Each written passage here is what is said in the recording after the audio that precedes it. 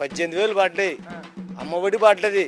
పిల్లకి 15,000, పిల్లకి 15,000 పడ్డాయి. బస్సు బస్సు నేను ఫ్రీగా బస్సు ఆడవాళ్ళు ఫ్రీగానే పోతుంది.